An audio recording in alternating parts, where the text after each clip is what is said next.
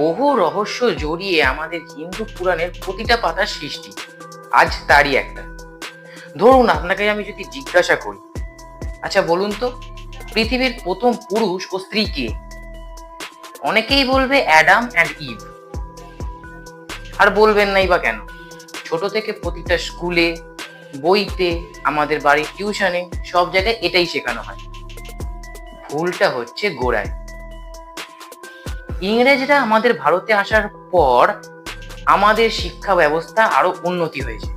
তারাই আমাদের শিখিয়ে গেছে যে তাদের জাতির লোকই প্রথম পৃথিবীতে এসেছিল। কিন্তু আমি দুঃখিত, এটা পুরো ভুল। আমাদের পুরাণ কি বলে জানেন? আমাদের পুরাণ বলে ডায়নোসরের বিলুপ্তির পর যখন পৃথিবী ঠান্ডা হয়, ব্রহ্মা মনে করেন এবার দুনিয়ায় মানুষকে আনা প্রয়োজন। তখন প্রজাপতি ব্রহ্মা নিজের দেহের দুটো ভাগ করে।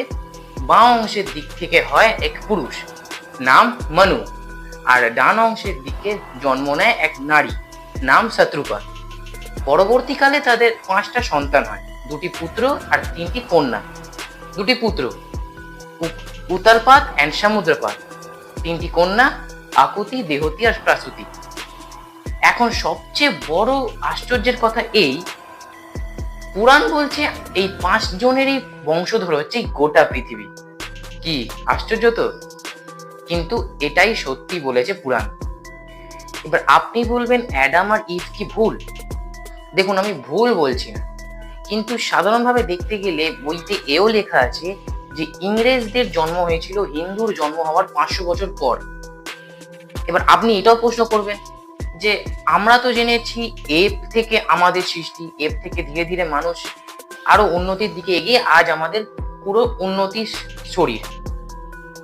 এই তর্কের কোনো শেষ নেই। তর্ক যত এগোবে ততই এগিয়ে যাবে।